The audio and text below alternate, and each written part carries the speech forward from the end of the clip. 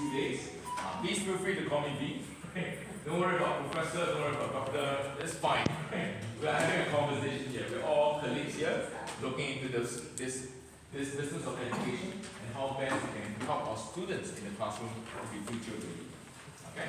Alright, now let's begin the discussion. Okay? Alright, now why is it uncertain? Because there are lots of things that we once were told no longer works. For example, we once told work hard in school and success will follow. Is it really true now? True, but not so true, right? Right? Because we do have graduates, right, in India who work very hard in their life, but they couldn't quite find success. Right? A good university degree was set up for life. I believe those times when you were a kid, I'm sure your parents told you, yes, you must do that so you can get a good set up you up for life. But is it really true now? Okay, now you see, okay, not really, right? So last time we used to take a singular linear career path. Is it true anymore? No. Because in the past, I believe your parents, or even when you are growing up, you know, you're going, oh, get a government job. That's the best. But is government job the best now? No, right? so there's a lot of things that we used to think is certain. Is no longer certain. And all these things are changing. And why is it changing? It's because of this. Right? And of course, there was a time when NEP 2020 was launched. What a coincidence, right? Right? So the reason why I say it's visionary, because when they launched it, it was really in the midst of COVID-19. And how it has helped transform education in India up to now, right, is amazing. Okay, so we need to give celebration to that piece of work that was done, and how it has helped India now move forward in terms of education for its children. But I'm going to talk more about the Industrial Revolution first, right? Because this Industrial Revolution has changed the way we learn, work, and live. In the past, it's more like how we live and how we work. But now, it's how we learn as well. Okay, why we say that? Because, well, the Industrial Revolution has gone through different phases. Right? It started off in 1784, as you can see from the diagram. Okay? It started off with mechanization, right? Steam engine. Okay, this is where England was well known for creating the opportunity or the ability to produce fabrics. Right? And that created a big change in how the world functioned in terms of factories. So this is where organized factories start coming about. Right?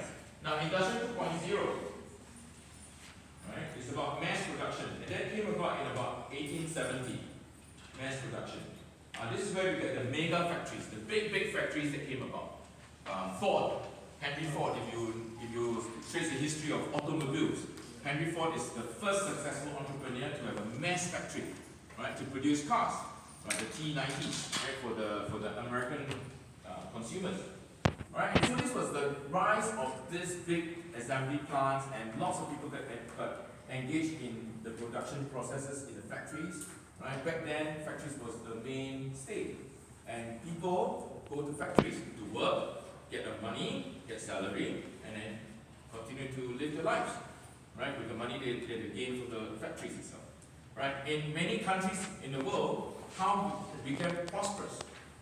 The developed countries, how they become prosperous is because of factories. Factories did massive change in the society.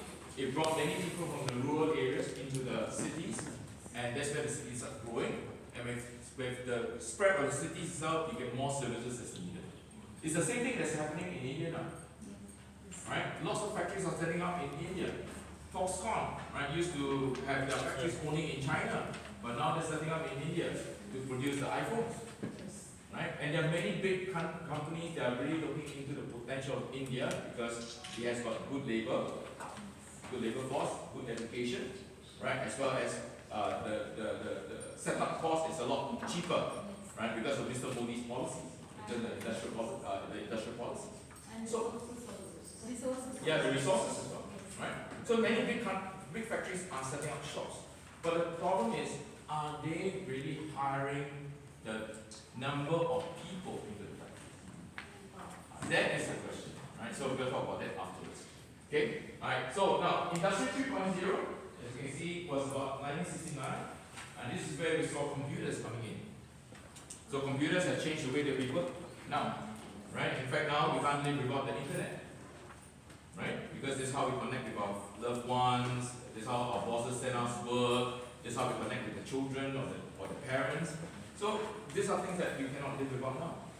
And of course, this revolution started in 1969. Of course, 4.0, this is where we are now, today. As you can see on the diagram, today we are at 4.0, where we're no longer looking at just computers or internet, but now the internet of things. In other words, things that can be connected to the internet is now the mainstay. There are many things that we have in our possessions are now connected to the internet. Your mobile phone, for example. Okay, it's all connected to the internet. And your mobile phone is smart enough to know what you are looking for. Nowadays, I'm not sure whether you tried searching on your Google or whatever it is, and then somehow it comes to know what you're looking for, right? Right? And somehow you be amazed that oh, I didn't know this thing has has happened or whatever it is, right? So this is the development of Industry 4.0, where the Internet of Things allows data to be transmitted very quickly. And with the data itself, those companies that you are using, the apps, they more or less will figure out what you're looking for. And of course then to send you all the feeds that you are looking for. To enrich your life, maybe, enrich your mind, maybe, and of course to enrich themselves, because you're going to buy more things from them.